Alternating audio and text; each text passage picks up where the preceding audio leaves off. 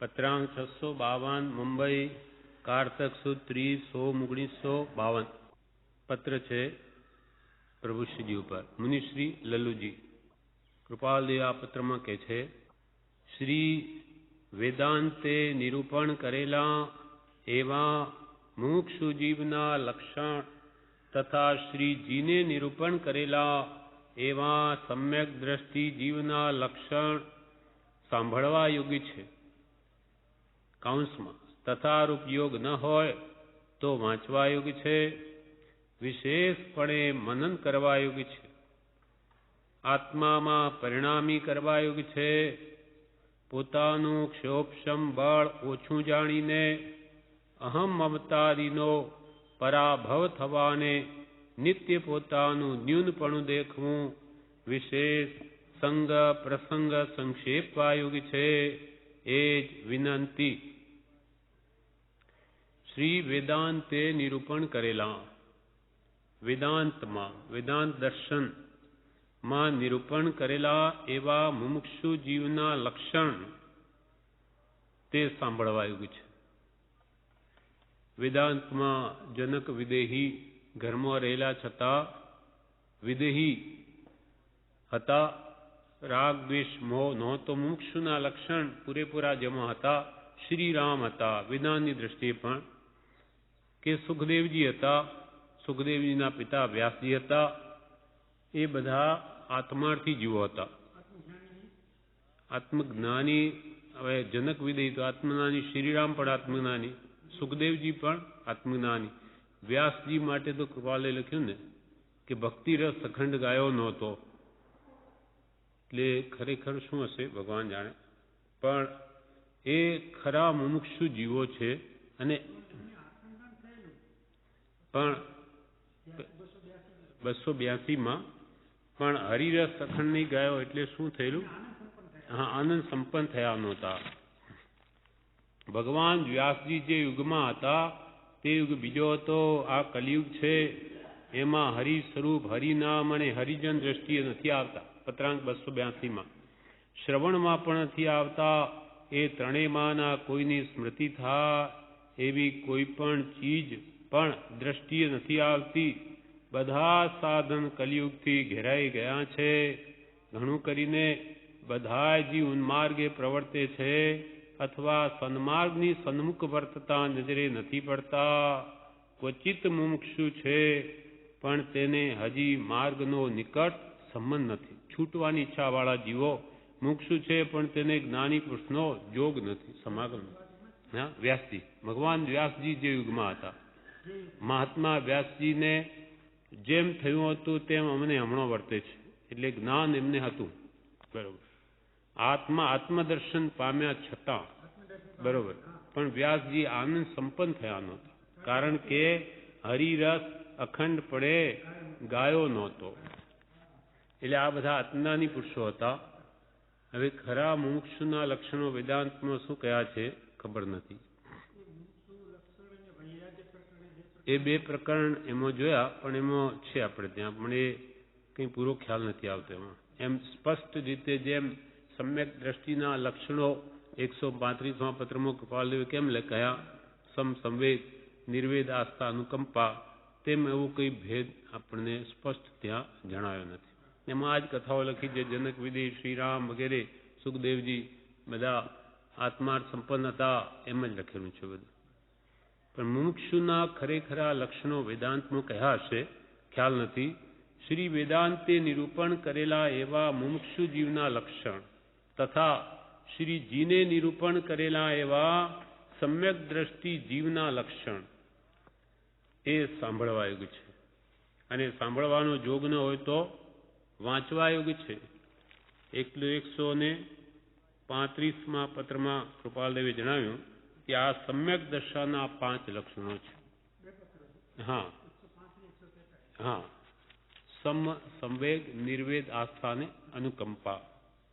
એમાં સમ શું તો કે ક્રોધાદિ કષાયોનું સમાઈ જવું, ઉદય આવેલા કષાયોમાં મંદતા થવી, વાળી લેવાય તેવી આત્મદશા થવી અથવા અનાદિકાળની વૃત્તિઓ સમાઈ જવી તે શમ, કશાયોનું શમન એટલે કશાયની ઉપશાંતા. સત્તામાં પડેલા કશાયોને સમાવવા. સત્તામાં જે પડેલા છે કેવળના ન થાય ત્યાં સુધી તો એનો સદભાવ છે જ, પણ કશાયોનું સમાઈ જવું જે સત્તામાં પડેલા તેના, અને જે ઉદય આવેલા કશાયોમાં પણ મંદતા થવી, બંધ વૃત્તિઓને ઉપશમાવવાનો તથા નિવર્તાવવાનો જીવે સતત પ્રયત્ન કર્તવ્ય છે. એમ ઉદય આવેલા કશાયનો મને મોડા પાડવા અને વાળી લેવાય તેવી આત્મદશા થવી, એટલે તેમાં લેપાવું નહીં, વાળી લેવાય તેવી આત્મદશા થવી, અથવા અનાદિકાળની વૃત્તિઓ સમાઈ જવી. વિષય કશાયની જે વૃત્તિઓ અનાદિકાળની છે તે શાંત થવી, તેનું નામ શમ છે. પછી સંવેગ શું? તો કે મુક્ત થવા સિવાય બીજી કોઈ પણ પ્રકારની ઈચ્છા નહીં. સંસાર પ્રત્યે રાગ હોવાથી મોક્ષ પ્રત્યે તેટલા પ્રમાણો તેને અણગમો છે, પણ મુક્ત થવા સિવાય જેણે બીજી કોઈ પણ પ્રકારની ઈચ્છા અભિલાષા નહીં, માત્ર મોક્ષ અભિલાષ, તે સંવેગ. કશાયની ઉપશાંતા માત્ર મોક્ષ અભિલાષ. હવે ભવે ખેદ તે નિર્વેદ.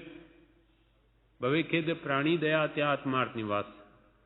ભવે ખેદ એટલે જ્યારથી એમ સમજાયું કે ભ્રાંતિમાં જ પરિભ્રમણ કર્યું ત્યારથી હવે ઘણી થઈ, અરે જીવ હવે થોપ, એ નિર્વેદ.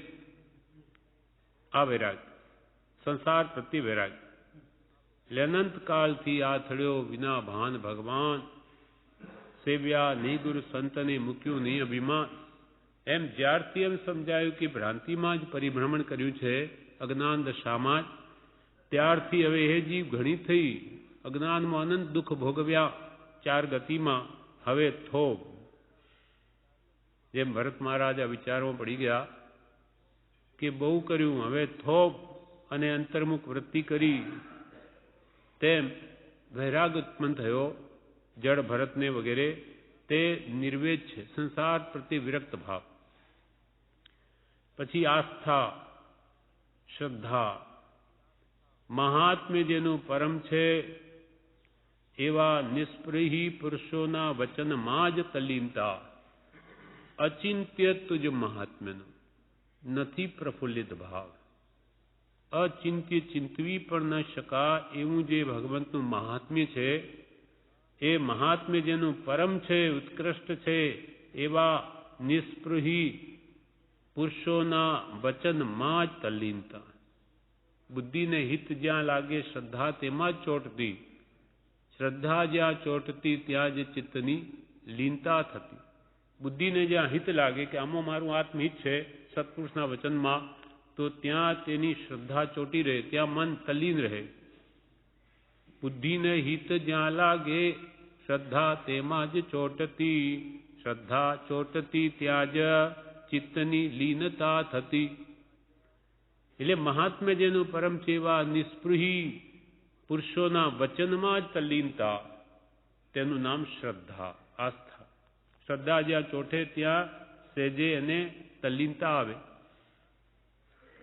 અને સઘળા વડે જીવમાં સ્વ આત્મતુલ્ય બુદ્ધિ તે અનુકંપા, સંવેગ, નિર્વેદ અને આસ્થા, એ વડે સર્વ આત્મામાં સમદ્રષ્ટિ દ્યો.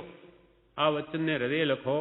એટલે સઘળા વડે જીવમાં સ્વ આત્મતુલ્ય બુદ્ધિ, આત્મવત સર્વભૂતેષુ, સર્વ પ્રાણીઓ મારા સમાન જ છે. એ સઘળા વડે જીવમાં સ્વ આત્મતુલ્ય બુદ્ધિ તે અનુકંપા. એટલે કે આત્મન પ્રતિકૂલાની પરેશાન ન સમાચરે. જે પોતાના આત્માને પ્રતિકૂળ છે તે બીજા પ્રત્યે આચરણ નહીં કરવું. આત્મન પ્રતિકૂલાની, મને જે પ્રતિકૂળ છે, પરેશાન ન સમાચરે, બીજા પ્રત્યે આચરવું નહીં. મને કોઈ મારે કાયાથી ન ગમે તો બીજાને મારવો નહીં. મને કોઈ વચનથી કડવું વચન કે ન ગમે તો બીજાને કહેવું નહીં. મારું કોઈ બુરું ચિંતવે, મને ન ગમે તો મનથી બીજાનું બુરું ચિંતવું નહીં. એમ મન વચન કાયા જે પોતાને દુઃખરૂપ થાય બીજાના, તો આપણા પણ બીજાને દુઃખરૂપ થાય. માટે આવું કરવું નહીં. એમ સઘળા વડે જીવમાં સ્વ આત્મતુલ્ય પોતા સમાન બુદ્ધિ તે અનુકંપા છે. આ લક્ષણો અવશ્ય મનન કરવા યોગ્ય, સ્મરવા યોગ્ય, ઈચ્છવા યોગ્ય, અનુભવવા યોગ્ય, અધિક અન્ય પ્રસંગે એટલે ઉપરના ચારે કારણો સિદ્ધ થાય ત્યારે જ ખરી અનુકંપા પ્રગટે છે. સંવેદ નિર્વેદ આસ્થા આવે ત્યારે જ સર્વજીવોમાં સમબુદ્ધિ થાય છે, સમદ્રષ્ટિ થાય છે. આ લક્ષણો આત્મજ્ઞાન પામવાની ભૂમિકા માટે છે. માટે અવશ્ય મનન કરવા યોગ્ય છે, સ્મરણ કરવા યોગ્ય છે, ઈચ્છવા યોગ્ય છે, અનુભવવા યોગ્ય છે અને અધિક અન્ય પ્રસંગે.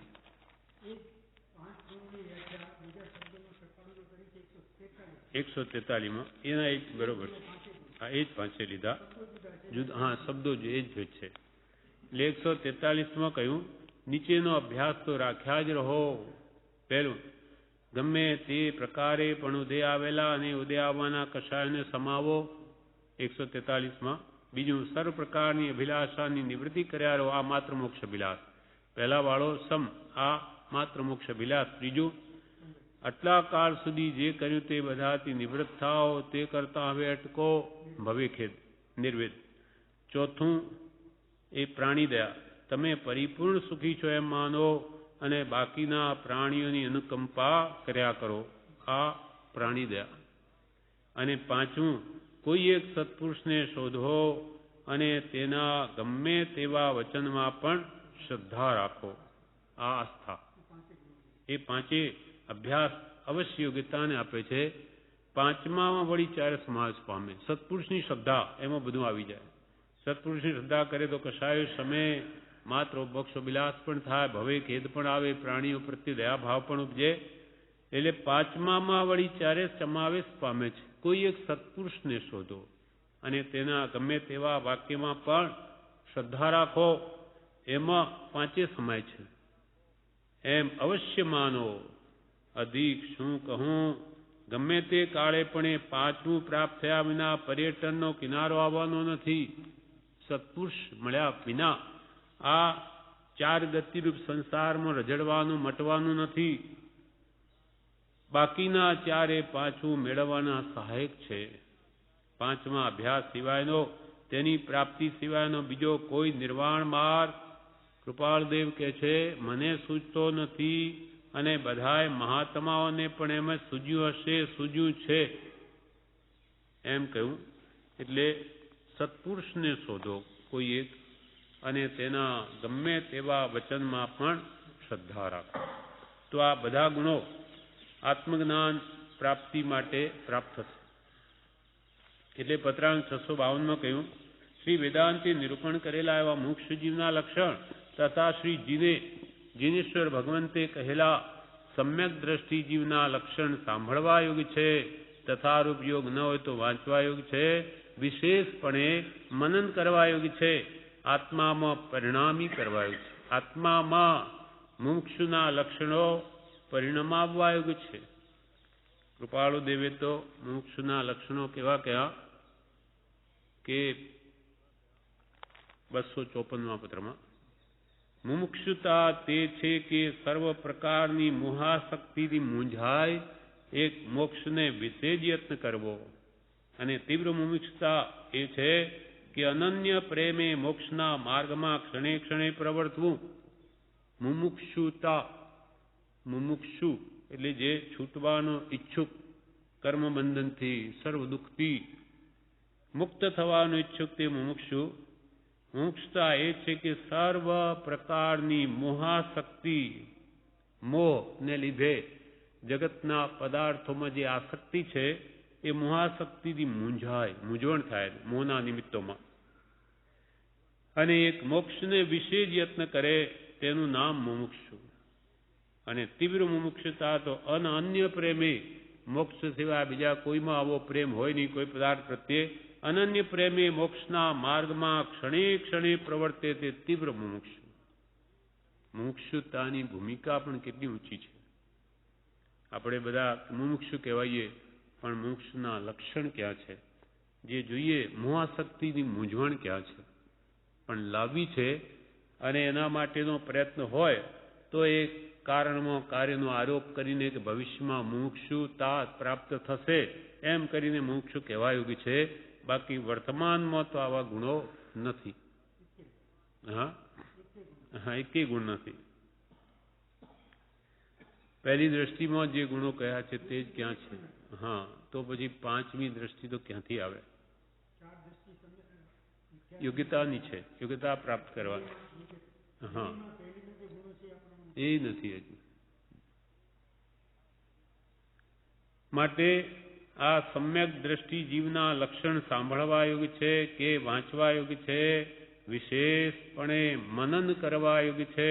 કેમ કે આત્મજ્ઞાનની ભૂમિકા પ્રાપ્ત કરાવે માટે વિશેષપણે મનન કરવા યોગ્ય છે. આત્મામાં પરિણામી કરવા યોગ્ય છે. આવા ગુણો આત્મામાં પ્રગટાવવા યોગ્ય છે.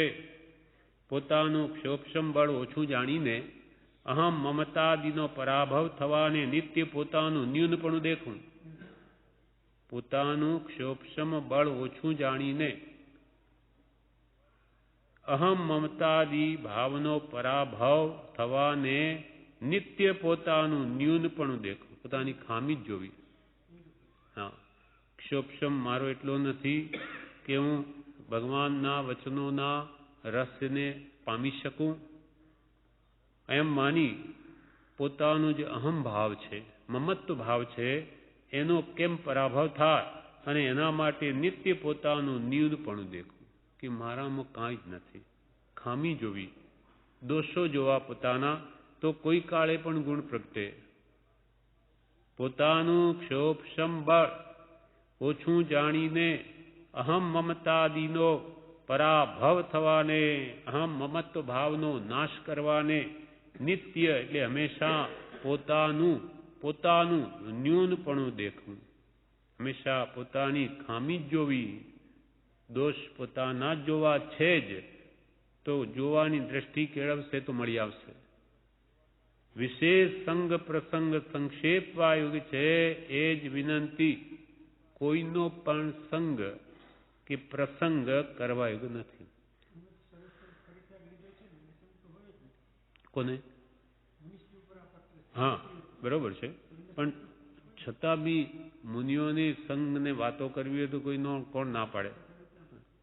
એટલે સર્વ પ્રકારના સંગ પ્રસંગ સંક્ષેપવા યોગ્ય છે. એટલે વિશેષ કોઈની સાથે બેસવા યોગ્ય નથી, આત્મા જ સિવાય. વિશેષ સંગ પ્રસંગ સંક્ષેપવા યોગ્ય છે. એ જ વિનંતી.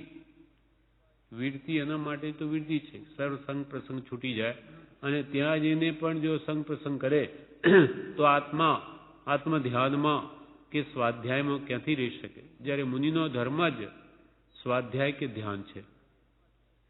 માટે વિશેષ સંગ પ્રસંગ સંક્ષેપવા યોગ્ય છે. એ જ વિનંતી. પ્રભુ શ્રી પર આ પત્ર છે. આ પ્રમાણે આ પત્ર પૂરો થયો, વિવેચન નથી. હવે પત્રાંક 653 એ પણ પ્રભુશ્રીજી ઉપર જ છે.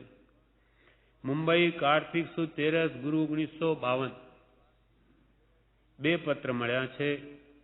પ્રભુશ્રીના 2 પત્રો કૃપાલજીને મળ્યા છે.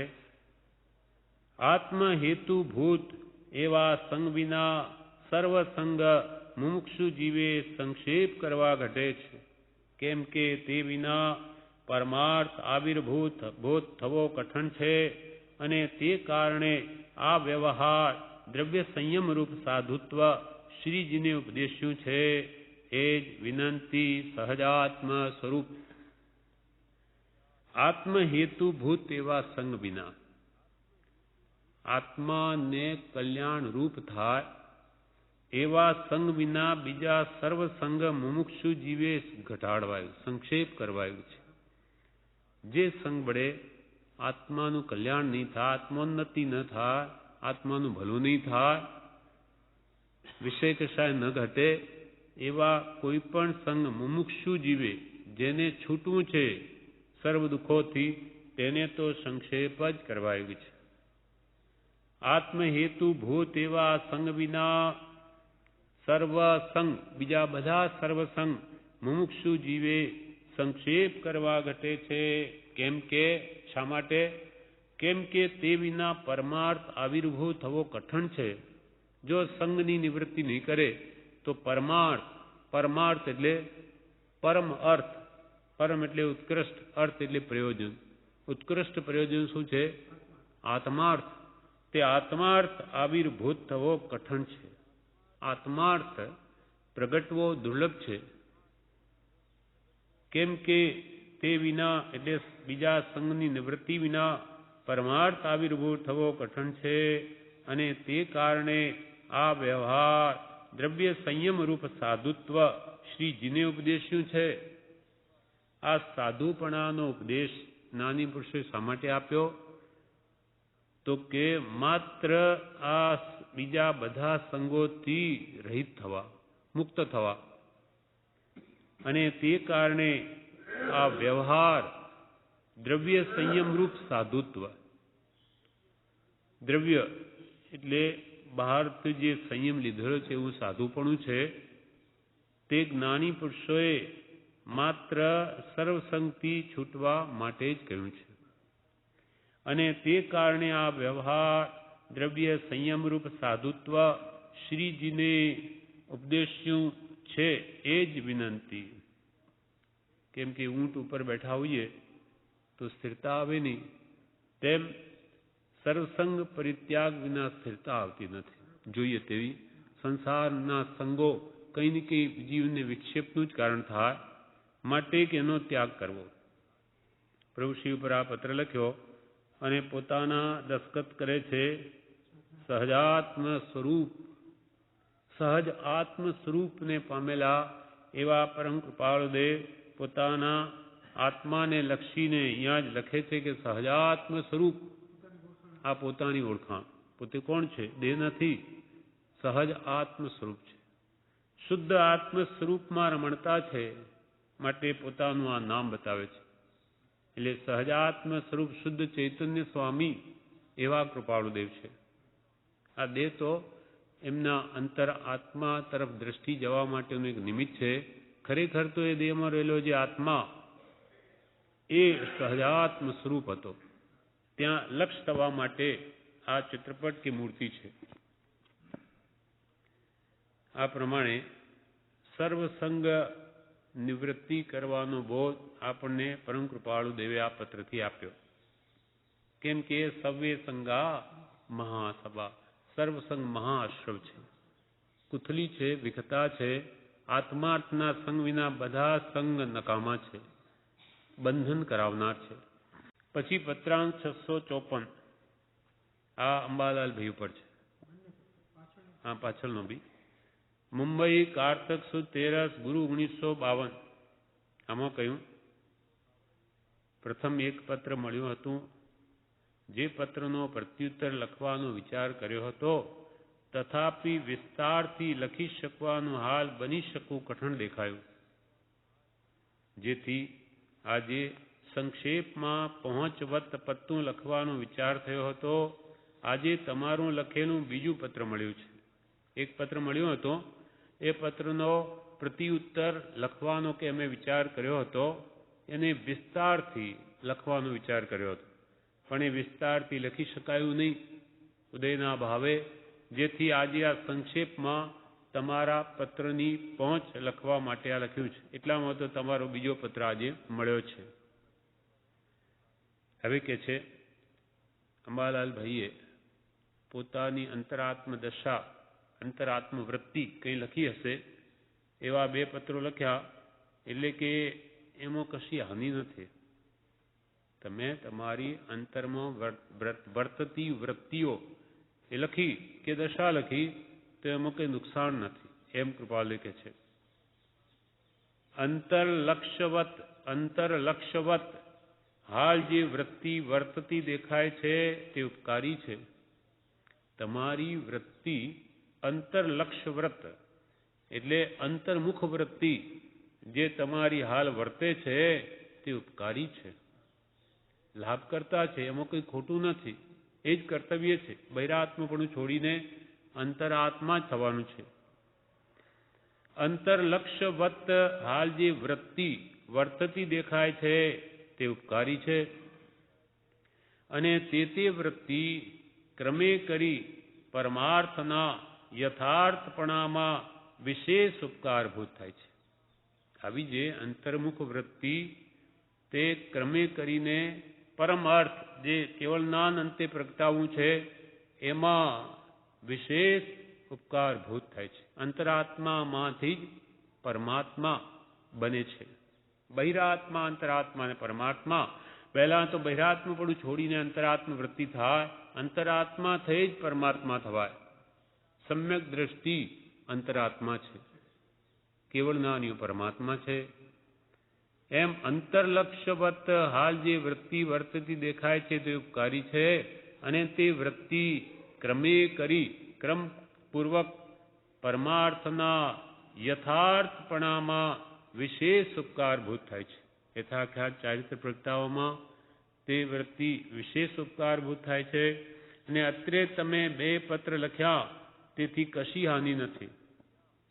એમાં કંઈ એમાં એમની અંતર્મુખ વૃત્તિ વગેરે કંઈ લખી હશે તો કે એમાં કંઈ નુકસાન નથી. તમે 2 પત્ર લખ્યા તેથી કશી હાનિ નથી. હાલ સુંદરદાસજીના ગ્રંથ અથવા શ્રી યોગ વાસિષ્ઠ વાંચશો.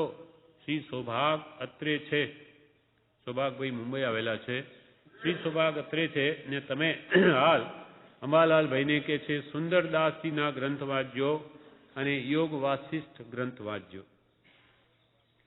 હાલ સુંદરદાસજીના ગ્રંથ અથવા શ્રી યોગ વાસિષ્ઠ વાંચશો. શ્રી સૌભાગ અત્રે છે.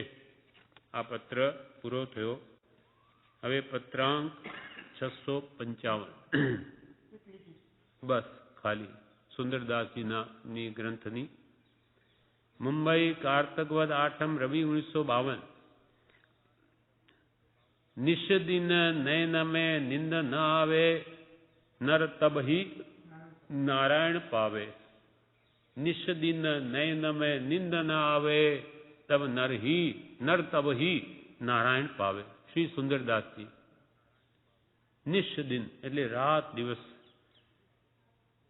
નયન મેં નિંદ ના આવે એટલે એટલો બધો પુરુષાર્થ એને હોય, સતત આત્મચિંતન કે આત્મધ્યાનમાં જ રહું એવો જેનો પુરુષાર્થ હોય તે જ નર નારાયણને પામે, પરમાત્મા દશાને પામી શકે કે પરમાત્માને પામી શકે.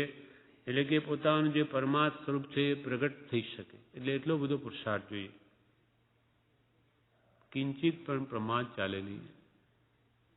નારાયણની પ્રાપ્તિ થવી પરમાત્માની સહેલી નથી. સહેલી હોત તો અનંત કાળમાં થઈ ગયો હોત.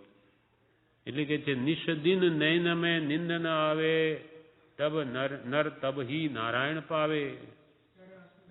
હા, ત્યારે આત્મદર્શન થાય.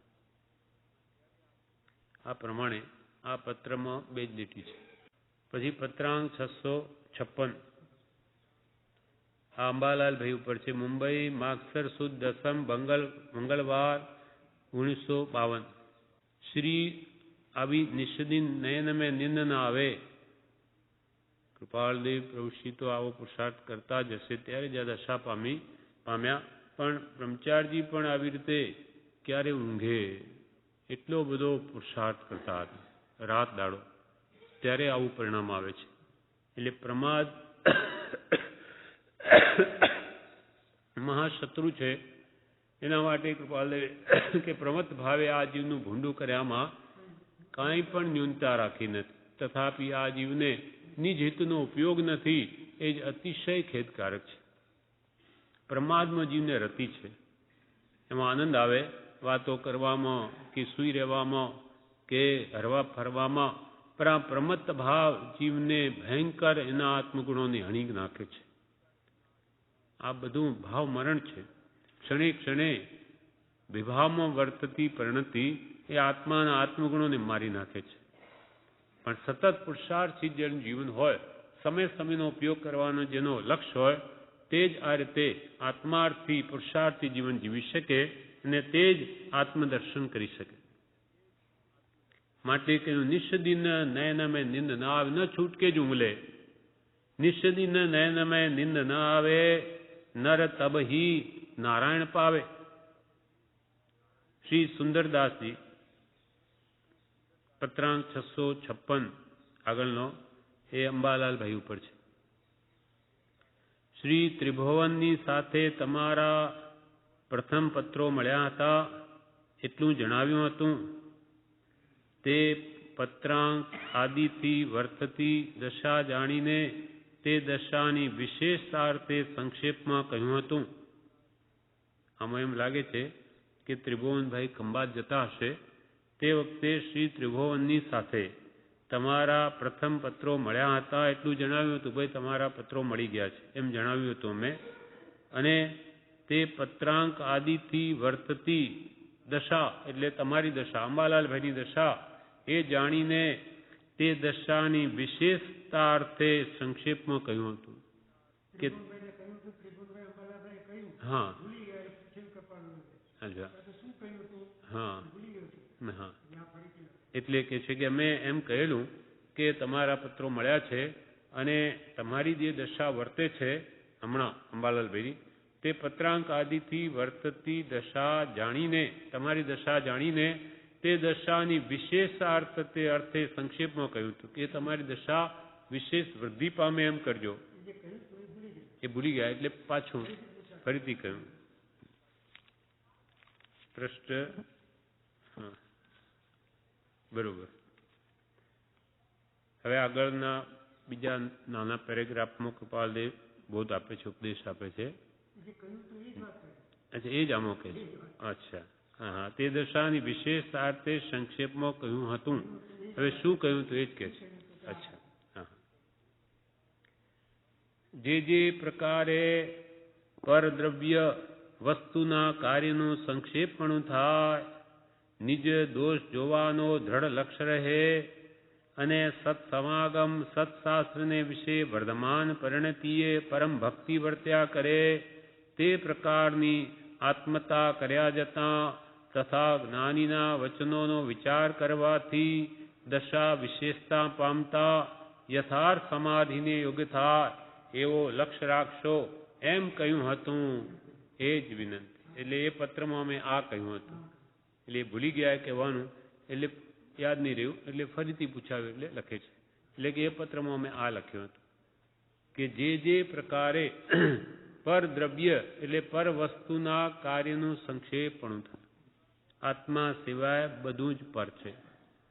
આત્મા સિવાયનું દરેક કાર્ય જે આત્માને કલ્યાણ કરતા નથી બધું જ પર વસ્તુના કાર્યો બંધનકારક છે, સંક્ષેપવા યોગ્ય છે, ઘટાડવા યોગ્ય છે.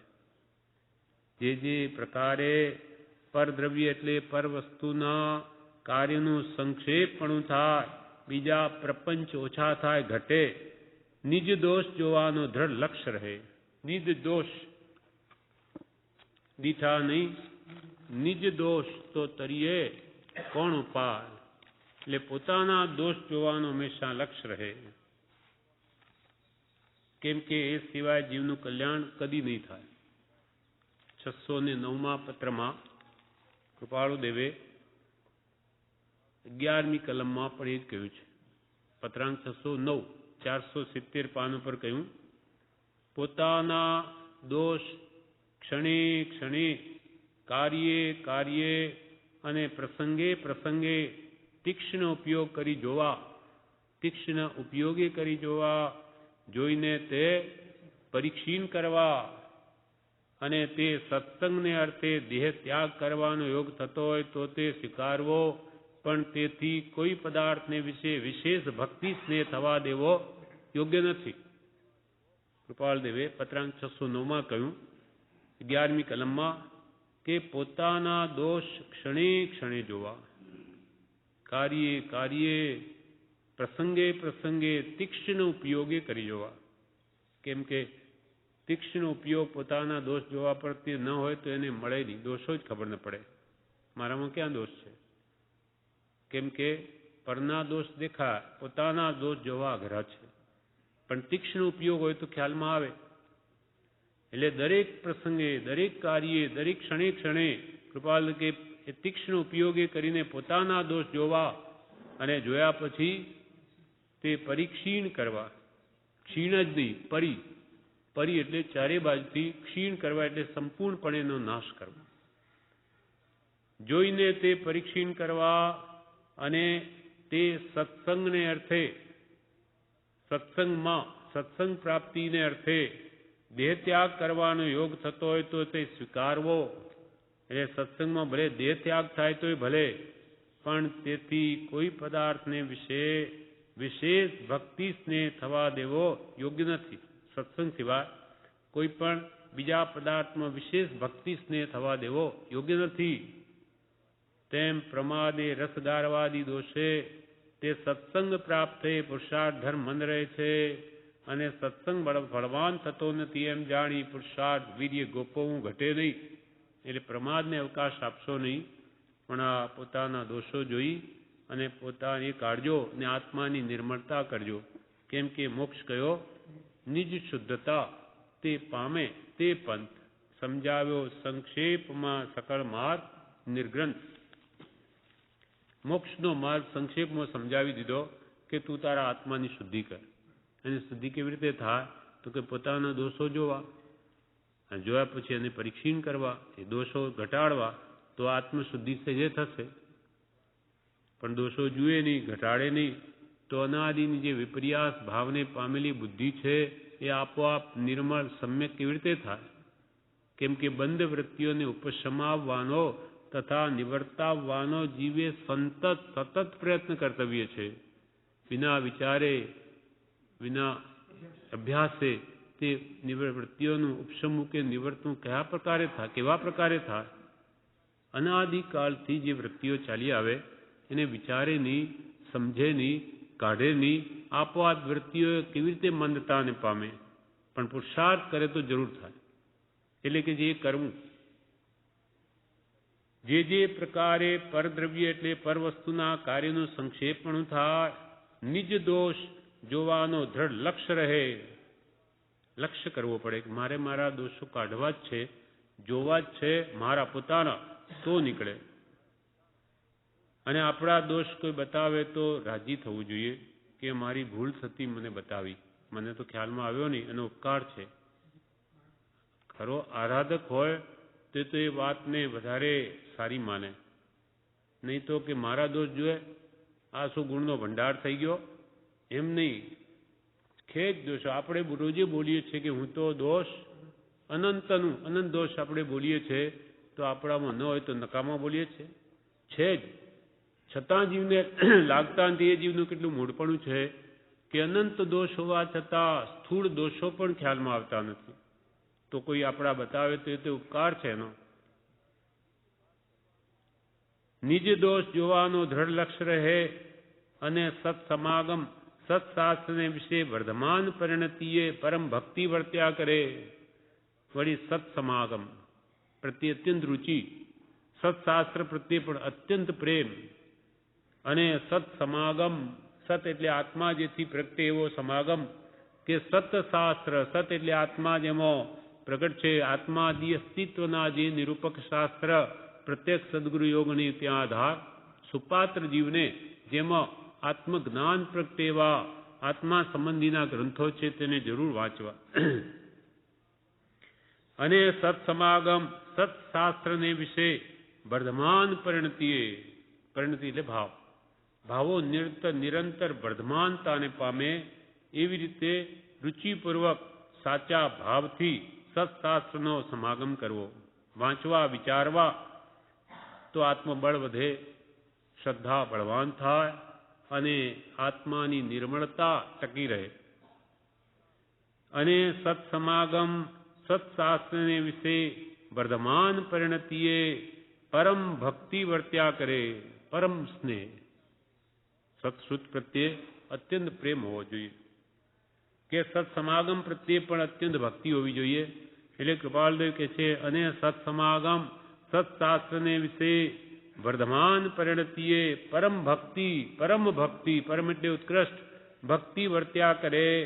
તે પ્રકારની આત્મતા કર્યા જતા, તે પ્રકારની આત્મતા એટલે આત્મચર્યા, આત્માની ચર્યા જેવી કરી દે કે એને સત્સમાગમ વગર ગમે જ નહીં, સત્શાસ્ત્ર વગર રૂચે જ નહીં, સત્પુરુષના વચનો વગર એને ક્યાંય મન સ્થિર થાય નહીં. એવી આત્મચર્યા જ કે કરી લેવી, જીવનમાં જ વણી લેવું. જેમ ખાધા વગર ચાલે નહીં તેમ સત્પુરુષના વચન કે સમાગમ વગર ચાલે નહીં. અને સત્સમાગમ સત્શાસ્ત્ર વિશે વર્ધમાન પરિણતિએ પરમ ભક્તિ વર્ત્યા કરે તે પ્રકારની આત્મતા કર્યા જતા, આત્મચર્યા કર્યા જતા તથા જ્ઞાનીના વચનોનો વિચાર કરવાથી દશા વિશેષતા પામતા આપણો આત્મા યથાર્થ સમાધિને યોગ્ય થાય. આવી રીતે જ્ઞાનીના વચનો પ્રત્યે પ્રીતિ, પુરુષ પ્રતીતિ પછી વચન પ્રતીતિ હોય અને વચનોનો વિચાર કરે વાંચીને, તથા જ્ઞાનીના વચનોનો વિચાર કરવાથી કર વિચાર તો પામ ઔષધ, વિચાર ધ્યાન, વિચાર તો મહાન યોગ છે. આ જીવે વિચાર જ કર્યો નથી માટે જ રઝળે છે. પણ બહુ વિચાર કયો? જ્ઞાની પુરુષના બોધના આધારે, સ્વચ્છંદે સ્વમતી કલ્પનાએ નહીં. બાકી તો વિચાર તો રોજે કરે જ છે જીવ. હવે અસદ વિચાર નહીં, આત્માને પોષણ મળે એવા વિચાર, અને સત્પુરુષના બોધથી જ થાય. બાકી તો જીવ અનાદિનો અજ્ઞાની છે એટલે મોહવાળા જ વિચારો તે નહીં. આ જીવ સંસારના જીવોના આધારે પદાર્થનો બોધ પામ્યો છે, પણ સત્પુરુષના આધારે નહીં. જો જ્ઞાનીના વચનથી બોધ પામે તો તેને સમ્યક દર્શન થાય, સંકિત થાય છે. હા, મૂળ બોલ્ડ અક્ષરમાં જ કહ્યું 358. એમ આત્મતા કર્યા જતા હતા જ્ઞાનીના વચનોનો વિચાર કરવાથી દશા વિશેષતા પામતા, દશા વધતા જીવ યથાર્થ સમાધિને યોગ્ય થાય, આત્મ સમાધિને પામે, આત્મ સ્વસ્થતાને. એટલે જ્ઞાની પુરુષ પ્રત્યે, એના વચન પ્રત્યે, એના સમાગમ પ્રત્યે જો એને પ્રતિભક્તિ થાય તો એનું પરિણામ શું આવે? આત્મા સમાધિને પામે, આત્મા સ્વસ્થતાને પામે, પોતામાં સ્થિત થાય, ભાવો બહાર જાય નહીં. એવો લક્ષ્ય રાખશો. અંબાલાલભાઈને કે આપણને કૃપાલ કે છે આ લક્ષ્ય રાખજો, સત્પુરુષના વચનો પ્રત્યે પ્રેમ વધારજો તો તમારી વૃત્તિ બહાર જતા અટકશે અને તમારા ભાવો સ્વસ્થ રહેશે. સ્વ એટલે પોતામાં સ્થિત, એટલે ક્યાંય બહાર વૃત્તિ જશે નહીં, તો કર્મબંધન ઓછા થશે. જે પ્રકારે પરદ્રવ્યના કાર્યનું સંક્ષેપણું થાય, નિજ દોષ જોવાનો દ્રઢ લક્ષ્ય રહે અને સત્સમાગમ સત્શાસ્ત્રને વિશે વર્ધમાન પરિણતિએ પરમ ભક્તિ વર્ત્યા કરે તે પ્રકારની આત્મતા કર્યા જતા તથા જ્ઞાનીના વચનોનો વિચાર કરવાથી દશા વિશેષતા પામતા જીવ યથાર્થ સમાધિને યોગ્ય થાય એવો લક્ષ્ય રાખશો. એમ કહ્યું હતું એ જ વિનંતી. પત્ર 656 પૂરો થયો. પત્રાંક 657. મુંબઈ માગસર સુદ 10 ભોગ 1952. આ પ્રભુશ્રીજી ઉપર પત્ર છે. આમાં કૃપાલદેવ કહે છે શુભેચ્છા, વિચાર, જ્ઞાન એ આદિ સર્વ ભૂમિકા અને વિશે સર્વસંગ પરિત્યાગ બળવાન ઉપકારી છે. એમ જાણીને જ્ઞાની પુરુષોએ અણગારત્વ નિરૂપણ કર્યું છે. અણગારત્વ એટલે મુનિપણું. ભગવાન તીર્થંકરોએ શા માટે નિરૂપણ કર્યું? તો કે ઠેઠ શુભેચ્છાથી માંડી વિચાર દશા પ્રગટે, પછી આત્મજ્ઞાન દશા પ્રગટે, એ સર્વ ભૂમિકાને માટે સર્વસંગ પરિત્યાગ બળવાન ઉપકારી છે. શુભેચ્છા એટલે શરૂઆતથી કંઈક સારું કરવાની ભાવના.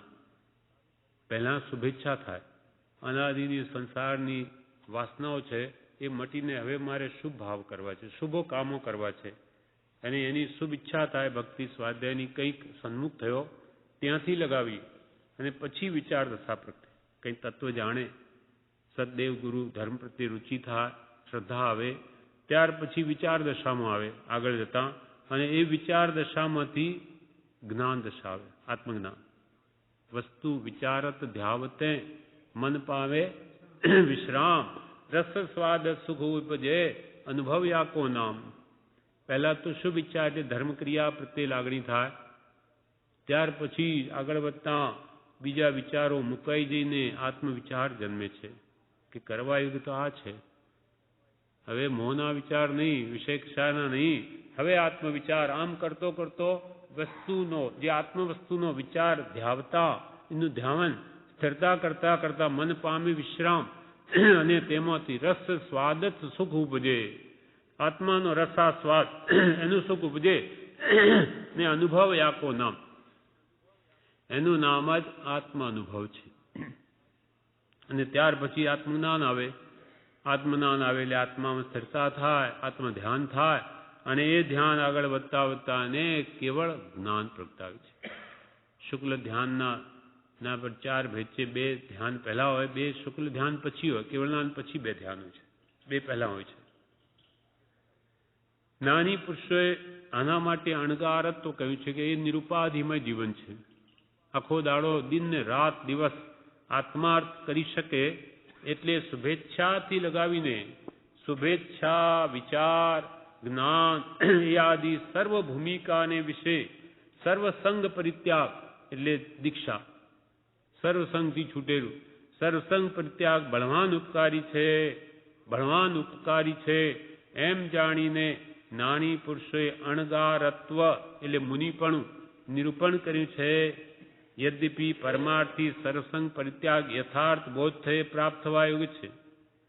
ખરેખર કે વાસ્તવિક રીતે તો સર્વસંગ પરિત્યાગ યથાર્થ બોધ એટલે સમ્યક જ્ઞાન પ્રગતિ થવા યોગ્ય છે.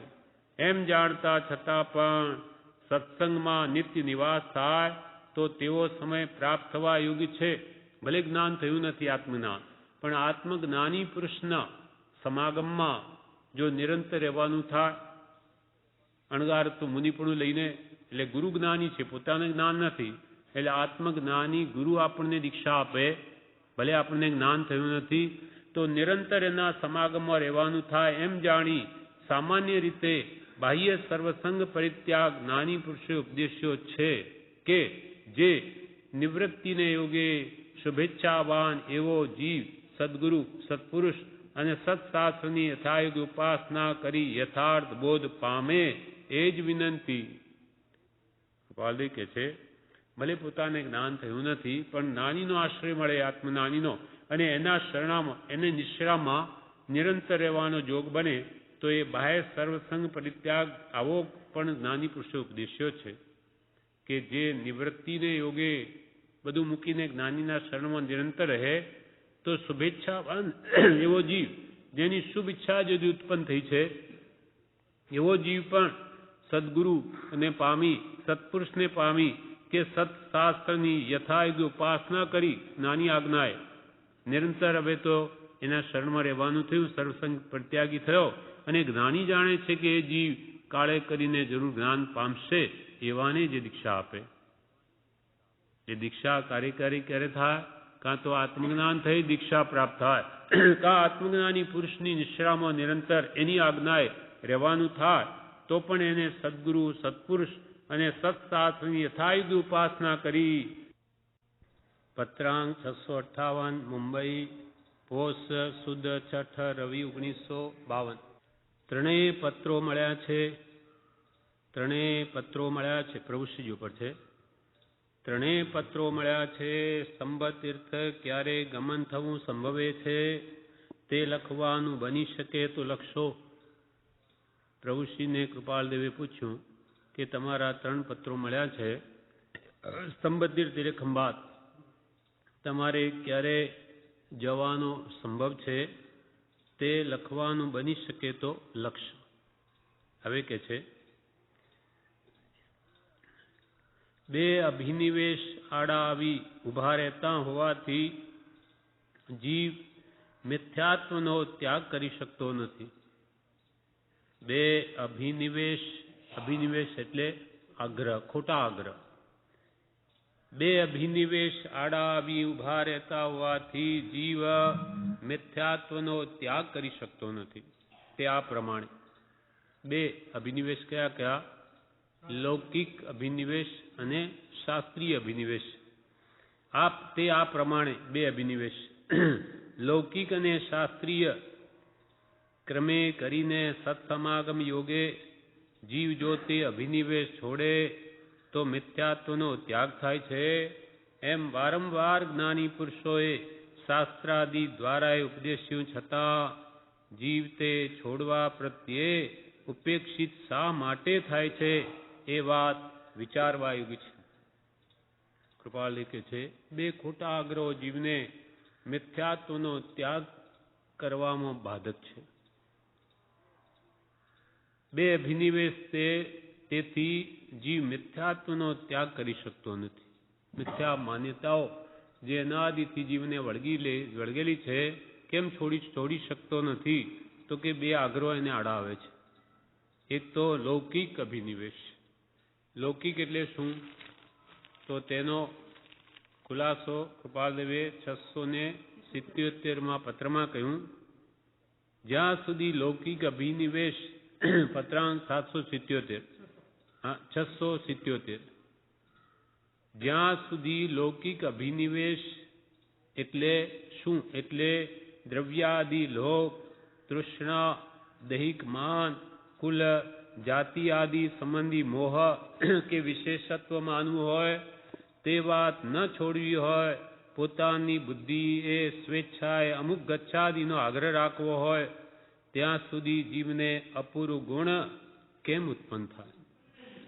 જ્યાં સુધી આવા આગ્રહો જીવ સેવશે ત્યાં સુધી અપૂર્વ એવો આત્માના જે ગુણો છે એ કેવી રીતે પ્રગટ થાય?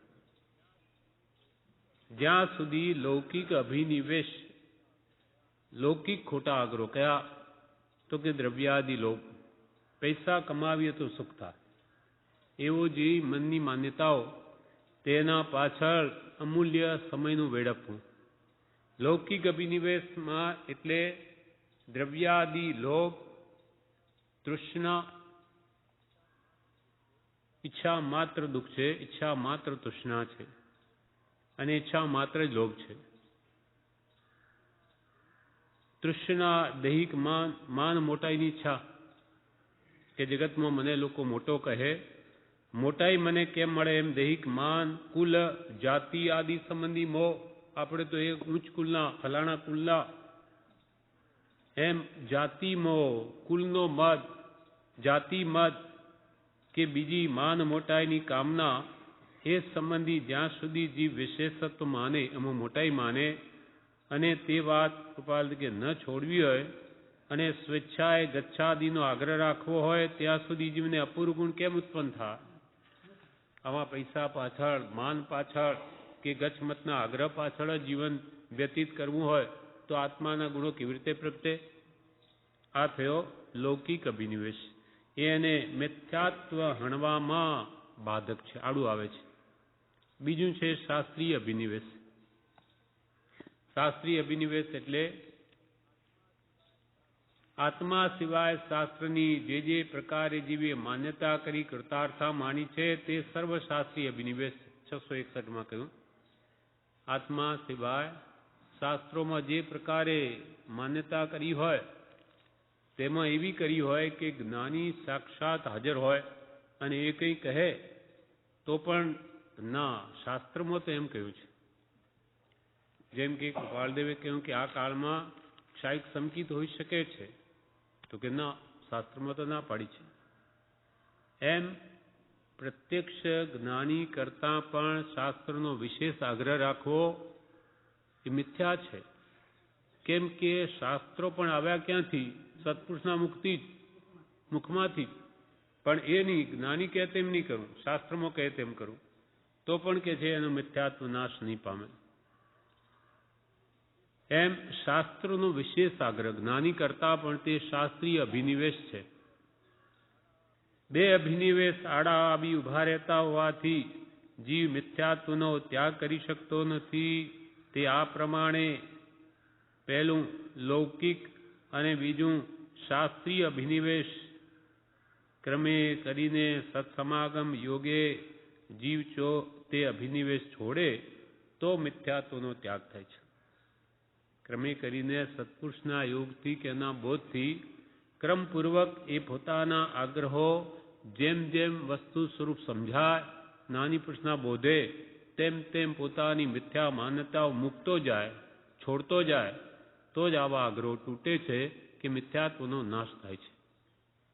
ક્રમે કરીને સત્સમાગમ યોગે જીવ જો તે અભિનિવેશ છોડે તો મિથ્યાત્વનો ત્યાગ થાય છે. પોતાની જ પકડ રાખે જ્ઞાની કે જ્ઞાની પુરુષોનું માને જ નહીં.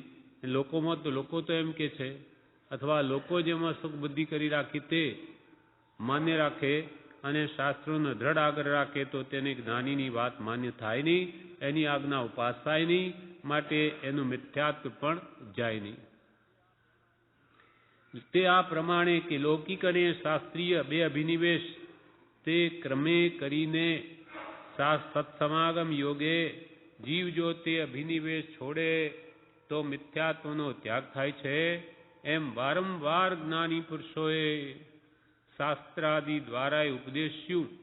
વારંવાર આ વાતને જ્ઞાની પુરુષોએ શાસ્ત્રો દ્વારા કહી છે, ઉપદેશ રૂપે કહી છે. છતાં જીવ તે છોડવા પ્રત્યે ઉપેક્ષિત શા માટે થાય છે? છતાં તે આગ્રહો છોડવા એને વશમાં કેમ લાગે છે? એની ઉપેક્ષા કેમ કરે છે? લક્ષ્ય કેમ આપતો નથી? વારંવાર એમ જ્ઞાની પુરુષોએ શાસ્ત્રાદિ દ્વારા એ ઉપદેશ્યું, છતાં જીવ તે આગ્રહો છોડવા પ્રત્યે ઉપેક્ષિત શા માટે થાય છે? તે વાત વિચારવા યોગ્ય છે. કૃપાલ કે આ વિચારવા યોગ્ય છે. વારંવાર જ્ઞાનીઓ કે છે તમારા મત દર્શનનો આગ્રહ કે ખોટી માન્યતાઓ બધી મૂકી દો તો તમારું અનાદિનું મિથ્યાત્વ નાશ પામે, છતાં જીવને કેમ વાત સમજાતી નથી? એ વાત વારંવાર વિચારવા યોગ્ય છે. આ પ્રમાણે આ પત્ર પૂરો થયો. હવે પત્રાંક 659 મુંબઈ પોસ્ટ સુદ 6 રવિ 1952 અંબાલાલભાઈ ઉપર છે. સર્વ દુઃખનું મૂળ સંયોગ સંબંધ છે. સર્વ દુઃખનું મૂળ સંયોગ સંબંધ છે એમ જ્ઞાનવંત એવા તીર્થંકરોએ કહ્યું છે. સમસ્ત જ્ઞાની પુરુષો એમ દીઠું છે. સર્વ દુઃખનું મૂળ શું?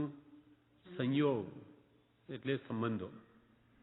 હા, સંયોગનો અર્થ એટલે કૃપાલ સંબંધ. આમ અમારા સંબંધી છે એટલે પૂર્વના કર્મ અનુસાર સંયોગ થયો, સ્ત્રી પુત્ર આદિ સગાવાલાનો, એટલે સંયોગ જ એક પ્રકારનો સંબંધ કહો કે સંયોગ કહો, એક જ છે. આ સર્વ દુઃખનું મૂળ છે. કેમ કે સંયોગ થયા પછી આ જીવને મમત્વ ભાવ થઈ જાય છે. આ મારાપણું આવ્યું કે બધું જ દુઃખ ઊભું થયું. બાકી પાડોશીનો છોકરો બીમાર પડે કે મરી જાય તો પણ આપણને એટલું દુઃખ નહીં લાગે કે મારો નથી. જ્યારે ઘરમાં પોતાનો પુત્ર બીમાર પડે તો અહીંયા ફાળ પડે કે શું થઈ જશે, શીઘ્ર એનો ઉપાય કરો, કેમ કે આ મારો છે. એટલા માટે એને જે થવાનું હશે તે જ થાય છે. પણ જીવમાં આવા સંસ્કારો રાગ દ્વેષના અનાદિથી પડેલા હોવાથી તેમાં મારાપણાની બુદ્ધિ થઈ ગઈ છે. તેને લઈને દુઃખ ઊભું થયું છે. બાકી તો જે થવાનું એ થાય છે. પોતે મમત્વ ભાવ નહીં રાખે તો પણ એના કર્મમાં જેમ લખ્યું તેમ જ થવાનું છે. પણ આ જીવને ધીરપ રહેતી નથી. સર્વ દુઃખનું મૂળ સંયોગ સંબંધ છે એમ જ્ઞાનવંત એવા તીર્થંકરોએ કહ્યું છે. કૃપાલ કે અમે નથી કહેતા, કેવળ જ્ઞાની એવા તીર્થંકર ભગવંતોએ એમ કહ્યું છે કે સર્વ દુઃખનું મૂળ આ સંયોગ સંબંધ છે. સમસ્ત જ્ઞાની પુરુષો એમ દીઠું છે. સર્વ જ્ઞાની પુરુષો આ જોયું છે અને ભગવાન તીર્થંકરો આ કહ્યું છે કે ક્યાંય મમત્વ ભાવ કરવા યોગ્ય નથી. જે સંયોગ બે પ્રકારે મુખ્ય કહ્યો છે, સંયોગના બે પ્રકાર, એક તો અંતર સંબંધીય અને બીજો બાહ્ય સંબંધીય. એટલે અંતર સંબંધીય અંતરંગ પરિગ્રહ જે કશાય નો કશાય અને મિથ્યાત્વ છે એ અંતર સંબંધીય દુઃખનું મૂળ છે. અને બાહ્ય સંબંધમાં સોનું રૂપું વાસણ કુસણ પૈસા હીરા માણેક મોતી સગાવાલા એ બધો બાહ્ય પરિગ્રહ છે. એ બધો બાહ્ય દુઃખના મૂળ છે. કેમ કે જીવને મમત્વ ભાવ થાય છે માટે. મૂર્છા પરિગ્રહ પ્રત્યે મૂર્છા છે એ જ પરિગ્રહનું લક્ષણ છે. એ જ મમત્વ ભાવ. હવે ચક્રવર્તી એવા ભરત મહારાજાને આટલું બધું છકડનું રાજ્ય હોવા છતાં મૂર્છા નહોતી, તેના માટે પરિગ્રહ નથી. ને ભિખારી પાસે કંઈ નહોતું, મહાપરિગ્રહ છે. પણ મોટા ભાગે એ તો ઘણી ઊંચી દશાને પામેલા હતા, આત્મજ્ઞાની પુરુષ હતા. બાકી બાહ્ય પરિગ્રહ એને મોહ કરાવે છે, માટે જ્ઞાનીઓ એનો પ્રથમ ત્યાગ કરવા કહ્યું છે.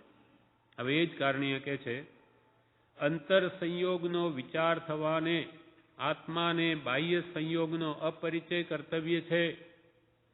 અંતર સંયોગ એટલે અંતરંગ પરિગ્રહ, આ કશાય નો કશાય ને મિથ્યાત્વ મોની કર્મનો પરિવાર, એ અંતર સંયોગનો વિચાર થવાને આત્માને બાહ્ય સંયોગનો અપરિચય કર્તવ્ય છે. બાહ્ય પરિગ્રહનો જેમ મને તેમ ત્યાગ કર્તવ્ય છે, અંતરંગ આત્મદોષો નિવારવાને માટે, કે જેથી એને સદવિચારનો અવકાશ પ્રાપ્ત થાય છે. અને અપરિચયની સપરમાર્થ ઈચ્છા જ્ઞાની પુરુષોએ પણ કરી છે. બાહ્ય પરિગ્રહ ત્યાગવો અંતરાત્મ શુદ્ધિને માટે, એની સપરમાર્થ ઈચ્છા પરમ પ્રયોજનભૂત એ હોવાથી તેને પણ કહ્યું છે કે જેમ બને તેમ બાહ્ય પરિગ્રહથી નિવૃત્ત થવું, નહીં તો એ જીવને આકર્ષે જ. ઘણા કાળનો બોધેલો ઉપાસેલો વૈરાગ ઉપશમ હોય તો એને પણ નાશ પામતા વાર નહીં લાગે. કેમ કે વૈરાગ અને ઉપશમના એ કાળ છે, અવૈરાગ અને અનુપશમના મૂળ છે. અને બધા જ આ જ્ઞાન એને લઈને જ અટક્યા છે. મતિ જ્ઞાન ક્યારે પ્રગટે તો કે આરંભ પરિગ્રહથી નિવર્તીએ. શુદ્ધ જ્ઞાન ક્યારે પ્રગટે? આરંભ પરિગ્રહથી નિવર્તીએ. અવધિ જ્ઞાન ક્યારે પ્રગટે? આરંભ પરિગ્રહથી નિવર્તીએ. મનપર્ય જ્ઞાન ક્યારે પ્રગટે? આરંભ પરિગ્રહથી નિવર્તીએ. કેવળ જ્ઞાન ક્યારે પ્રગટે? આરંભ પરિગ્રહથી નિવર્તે. બધા જ્ઞાન ઉપર આવરણ લાવનાર આ મૂર્છા પરિગ્રહ, મમત્વ ભાવ, એ જ સંસાર છે. અહમ મમત્વ એ સંસાર છે. માટે આ પત્રમાં આપણને એમ કહ્યું કે સર્વ દુઃખનું મૂળ સંયોગ જ છે. એ અંતર સંયોગ, એ અંતરંગ પરિગ્રહ, બાહ્ય સંયોગ એ બાહ્ય પરિગ્રહ, એ બધાથી નિવર્તવું તો જ આત્મવિચારને અવકાશ પ્રાપ્ત થાય છે. અને આત્મવિચારથી આત્મ જ્ઞાન થાય છે. અને આત્મજ્ઞાનથી કેવળ જ્ઞાન થાય છે. અને કેવળ જ્ઞાનથી શાશ્વત એવો મોક્ષ થાય છે. સર્વ દુઃખનું મૂળ સંયોગ સમન છે એમ જ્ઞાનવંત એવા તીર્થંકરોએ કહ્યું છે. સમસ્ત જ્ઞાની પુરુષો એમ દીઠું છે, જે સંયોગ બે પ્રકારે મુખ્યપણે કહ્યો છે, અંતર સંબંધીય અને બાહ્ય સંબંધીય. અંતર સંયોગનો વિચાર થવાને, અંતર સંયોગનો વિચાર થવાને આત્માને બાહ્ય સંયોગનો અપરિચય કર્તવ્ય છે. અપરિચયની સપરમાર્થ ઈચ્છા જ્ઞાની પુરુષોએ પણ કરી છે. આ પ્રમાણે એટલે જ્ઞાની છે તેને પણ આ પરિગ્રહ બાધક છે, એ પણ છોડવા જ ઈચ્છે છે. માટે આ બાહ્ય પરિગ્રહની અપરિચયની સપરમાર્થ ઈચ્છા જ્ઞાની પુરુષોએ પણ કરી છે. કે ભાઈ અમારે તો ઘર કે વન બધું સરખું એમ નથી. એ પણ હંમેશા ઘરમાંથી ક્યારેય છૂટીને વનમાં જઈએ એ જ ઈચ્છા હોય છે. આ પ્રમાણે આ પત્ર પૂરો થયો. પત્રાંક 660 મુંબઈ પોષ સુદ 6 રવિ 1952. આ પત્ર સૌભાગભાઈ ઉપર છે. એક જ ગાથા. શ્રદ્ધા જ્ઞાન લયા છે તો પણ જો ન વિજાય પમાયો રે. શ્રદ્ધા જ્ઞાન લયા છે તો પણ જો ન વિજાય પમાયો રે. વંધ્ય તરૂપમતે પામે સંયમ ઠાણ જો નાયો રે. વંદ્ય તરુપમતે પામે સંયમ ઠાણ જો નાયો રે. ગાયો રે ગાયો ભલે વીર જગત ગુરુ ગાયો. શ્રદ્ધા જ્ઞાન લયા છે તો પણ જો ન બી જાય પમાયો. પમાયો એટલે પ્રમાદ. સત્પુરુષના દ્વારા આપેલું જ્ઞાન તે સમ્યક જ્ઞાન, એવી સાચી સમજણ આવી, શ્રદ્ધા પણ થઈ, છતાં પણ જીવ પ્રમાદને છોડે નહીં. એટલે ભગવાને કયા પ્રમાણે વર્તે નહીં, પ્રમાદ મૂકીને, એટલે કે સંયમ ધારણ કરે નહીં. જ્ઞાન દર્શન પછી ચારિત્ર, જ્ઞાને સફળ વૃત્તિ એ ત્યાગ લે નહીં તો એનું જ્ઞાન શું કામનું? અંતરથી છૂટે, ભાવમાંથી પહેલા નીકળે, પછી યથાશક્તિ બહારનું પણ છોડે તો એનું જાણવું કે શ્રદ્ધું સાચું. શ્રદ્ધા જ્ઞાન લયા છે તો પણ જો નવી જાય પમાયો, એટલે પ્રમાદ રે. વંદ્ય તરુ ઉપમ તે પામે. તરુ એટલે વૃક્ષ. વૃક્ષ હોય પણ એના ઉપર ફળ ફૂલ કઈ ના આવતું હોય તો એ વૃક્ષ શું કામનું? વંદ્ય તરુ, વંધ્યા જેમ સ્ત્રી હોય પુત્રને જન્મ ના આપે, તેમ એવું ઝાડ કે જે ફળ આપે જ નહીં. વંદ્ય તરુ ઉપમ તે પામે. સંયમ ઠાણ જો નાયો રે, સંયમનું સ્થાન જો ના આવ્યું તો એ વંધ્ય એટલે ફળ ફૂલ વગરના ઝાડની જેમ તે જ ઉપમાને પામે છે. એમ કોણે કહ્યું? ગાયો રે ગાયો ભલે વીર જગત ગુરુ ગાયો. જગતના ગુરુ છે એવા વીર પરમાત્મા આ વાત કહી છે. શ્રદ્ધા જ્ઞાન લયા છે તો પણ જો નવી જાય પમાયો રે. વંદ્ય તરુયુપમ તે પામે. સંયમ ઠાણ જો નાયો રે. પત્રાંક 660 ખાલી એક આ ગાથા જ છે. આનું વિવેચન પણ બ્રહ્મચારીજી કર્યું છે. પૂજ્યશ્રી કહે પત્રાંક 660 વિવેચન. પૂજ્યશ્રી કહે જ્ઞાનનું ફળ વૃત્તિ છે એમ ભગવાને કહ્યું છે. જ્ઞાનસ્થ ફળ વૃત્તિ જો જાણ્યું છે, શ્રદ્ધ્યું છે તો જીવનમાં તે પ્રકારનો ત્યાગ આવવો જોઈએ. જ્ઞાનસ્ય ફલ વૃત્તિ, જ્ઞાનનું ફળ વૃત્તિ છે એમ ભગવાને કહ્યું છે. જેટલું આત્માનું જ્ઞાન હોય તેટલી પર પદાર્થથી વૃત્તિ વિરામ પામે. સાચું જો સમજાયું હોય, ઝેરને ઝેર સમજાયું હોય તો કોઈ પીએ નહીં. અને આ ઝેર છે જેમ છે કે બોલ્યા કરે પણ પીએ ઝેરનું ઝેર તો એને હજુ સમજાયું જ નથી. જેટલું આત્માનું જ્ઞાન હોય, જેમ આપણે કહીએ સંસાર બધો ખોટો છે, બધું દુઃખદાયી, બધું ઝેરમય છે, છતાં જાય ત્યાં જ માથા ત્યાં જ મારે. એટલે જ્ઞાની કે તું ખાલી મુખે બોલે છે, તને સંસાર ઝેરરૂપ દુઃખરૂપ ભાસ્યો જ નથી, ને તું શું કામ ત્યાં જાય? એમ જેટલું આત્માનું જ્ઞાન હોય તેટલી પર પદાર્થથી વૃત્તિ વિરામ પામે. જો આત્માનું મહાત્મ્ય લાગ્યું હોય અથવા રાગદ્વેષ કરવાથી આત્માને બંધન થશે તો એ રાગદ્વેષ કરે નહીં, પર પદાર્થથી એની વૃત્તિ વિરામ પામે. બહારથી ભલે ન છૂટે પણ અંદરથી તો છોડવા યોગ્ય છે એમ થવું જોઈએ. બ્રહ્મચારી કે કોઈ ઉદય બળવાન હોય, ગ્રસ્ત હોય, ઘર ચલાવવું પડતું હોય, મોહ છૂટતો ન હોય, ચારિત્ર મોહ, પણ શ્રદ્ધા કંઈક આવી હોય તો મનથી તો એમ હોય કે આ છોડવા યોગ્ય જ છે, ત્યાગ કરવા યોગ્ય જ છે. ઘરવાસ એ જેલનો જ વાસ છે, ગ્રહવાસ એ કેદ સમાન છે, એમ એને લાગવું જોઈએ આત્માર્થીને. કેદ સમો ગ્રહવાસ ગણ પગ બેડી નિજનાર. સ્વજન સિપાહી સાચવે સંકટ રૂપ આહાર. ખરો આત્માર્થી તો હું બેડી પડી છે મારા પગમાં.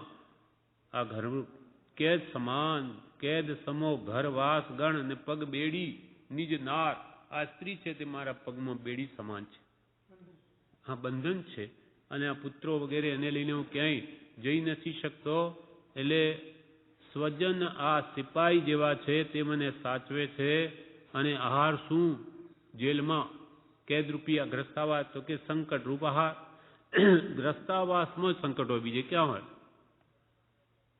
મુનિને તો 22 પરિસર પર, જ્યારે ગ્રસ્તને તો અગણિત ગ્રસ્તને પરિસર, ડગલે ને પગલે.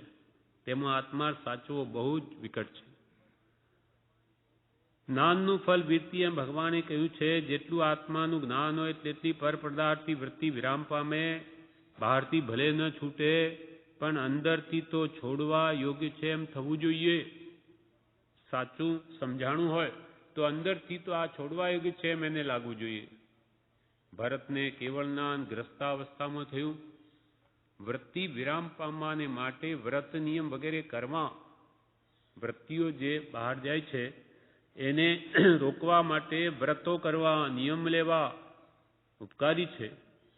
અંતર આત્મવૃત્તિ કરવા માટે એટલે અંતરંગ પરિગ્રહને છેદવા માટે બાહ્ય વ્રત નિયમ કાર્યકારી છે.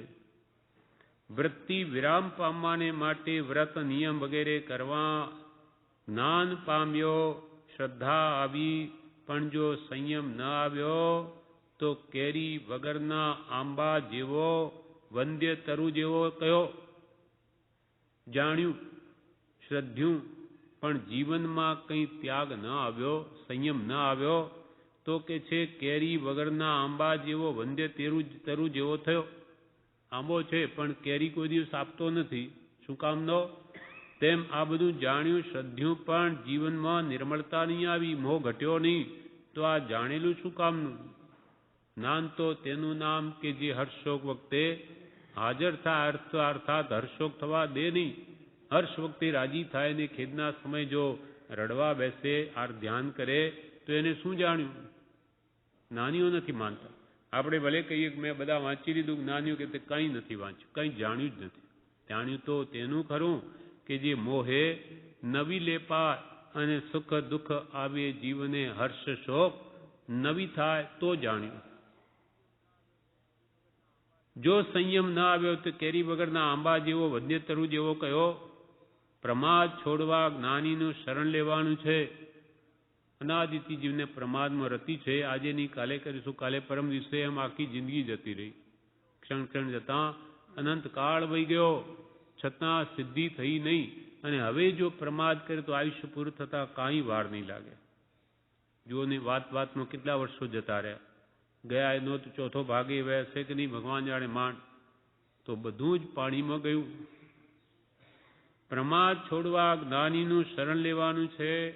પ્રમાદ છોડ્યા વગર થાય નહીં.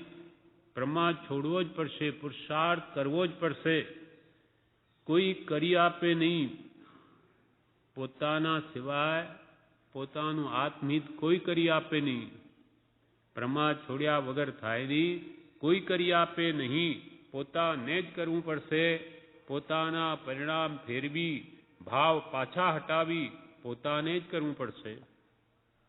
પોતાના જ ભાવો રાગ દ્વેષ કશાય વિષયવાળા છે, પોતાને જ સમજી વિચારી અને વિષયોથી વિરામ પામવું પડશે. કશાયોને મંદ કરવા જ પડશે, નાશ કરવા પડશે, ત્યારે જ ગુણસ્થાનક આવશે. પોતાના પરિણામ એટલે ભાવ ફેરવી, ખોટા ભાવોથી પાછા હટી પોતાને જ કરવું પડશે. શ્રદ્ધા જ્ઞાન પામ્યા પછી જો પ્રમાદી થયો અને સંયમ ન આવ્યો તો વંદ્ય તરુ એટલે ફળ ફૂલ વગરના ઝાડ જેવું છે. બધું જ ભોગ છે. જો અનંતકાળથી ઘણું જાણ્યું, અનંતવાર શાસ્ત્ર શ્રવણ વિદ્યાભ્યાસ કર્યા, પણ આ પ્રમાદ જઈને સંયમ નહીં આવ્યો, જીવનો ત્યાગ નહીં આવ્યો, તો બધું જ જાણેલું ભોગ છે. જાણવાનું ફળ શું આવ્યું? કાંઈ નહીં.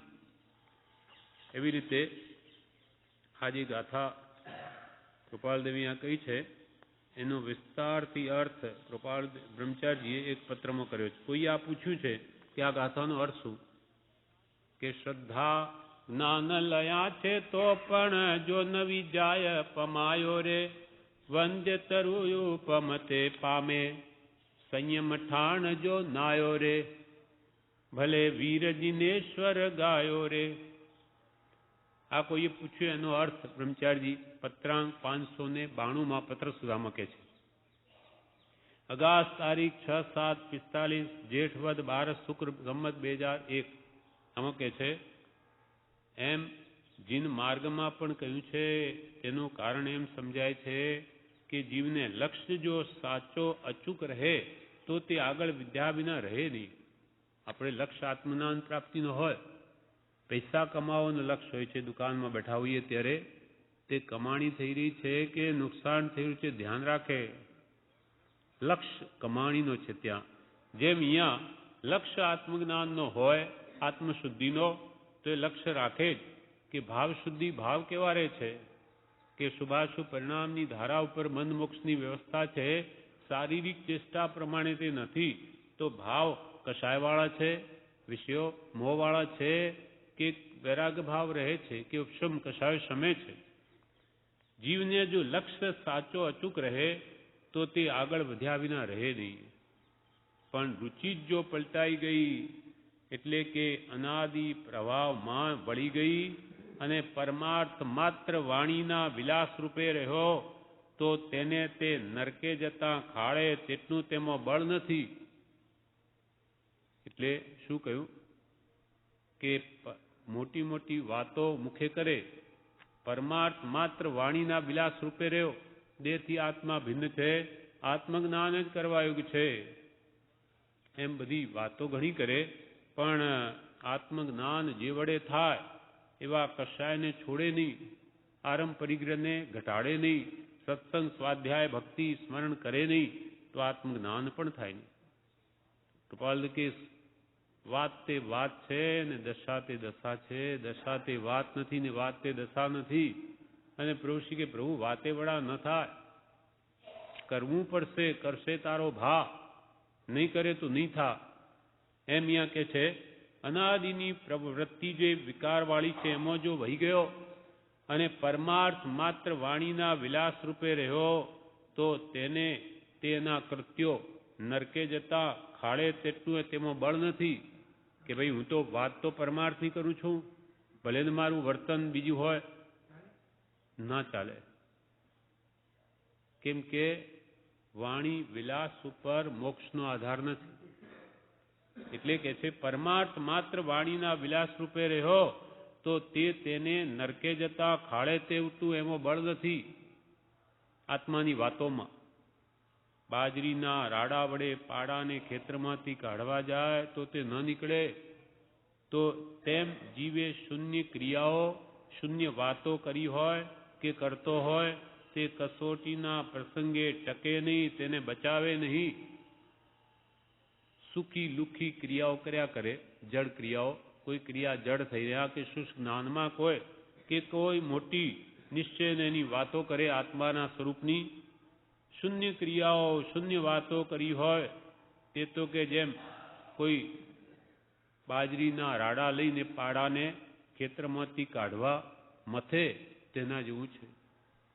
મિથ્યાત્રૂપી પાડો કે છે કે આવા તો બાજરીના રાડા પૂળા હું અનેક ખાઈ ગયો હજારો, હું એમ જવાનું નથી. મિથ્યાત્વ કે તેમ ખાલી આવી બાહ્ય શૂન્ય ક્રિયાઓ લક્ષ્ય વગરની કે માત્ર ક્રિયા વગરની માત્ર વાતો કરીએ, કઈ કસોટીમાં ટકી શકે નહીં.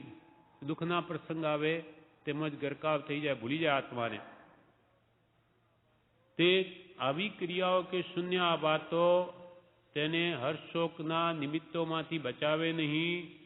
મરણનું આવવું અવશ્ય છે એમ પરમ કૃપાળુ દેવે જાગ્રત રહેવા લખ્યું છે. મરણ જરૂર આવવાનું છે. તે વખતે માત્ર ઉપર ઉપરની વાતો કરેલી કામ નહીં આવે. ચિત્તવૃત્તિ ચલિત થઈ જશે, પછી સ્થિરતા નહીં રહે, દેહાધ્યાસ નહીં છોડ્યો હશે તો.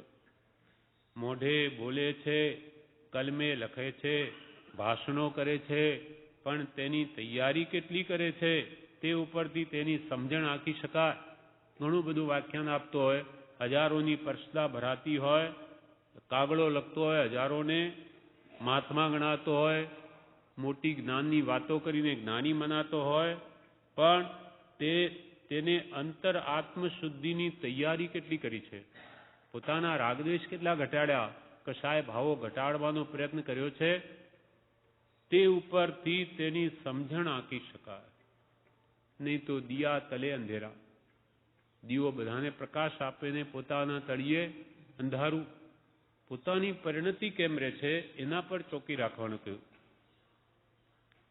નહીં તો મોઢે બોલે છે, વાંચ્યું પણ છે, કલમે લખે છે, ભાષણો કરે છે, પણ તેની તૈયારી કેટલી કરે છે તે ઉપરથી તેની સમજણ આંકી શકાય.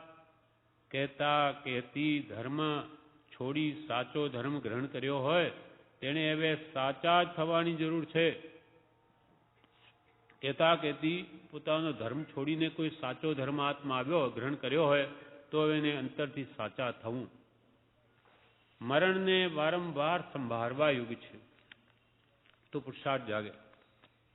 અત્યારે દેહ છૂટે એવી વેદના જાગી હોય અને નિશ્ચય મનમાં થઈ જાય કે હવે દેહ નહીં રહે, તો અત્યારે જે ફિકર કરે છે તેની તે જીવ કર્યા કરે. વેદના આવી હોય, મરણાંત વેદના આવી ગઈ હોય અને આ કંઈ જાગૃતિ કે પુરુષાર્થ નહીં કર્યો હોય તો પછી એ જ આર ધ્યાન જ રહે. સમજવું હોય તો જ્ઞાની પુરુષે અનંત કૃપા કરી આપણા ઉદ્ધાર અર્થે જે સત્સાધન યોજ્યું, દર્શાવ્યું, સ્મરણરૂપ અર્પણ કર્યું, તેનો આધાર લઈ બીજી બધી વાતો ભૂલી જાય, તેમાં જ તલ્લીન રહે.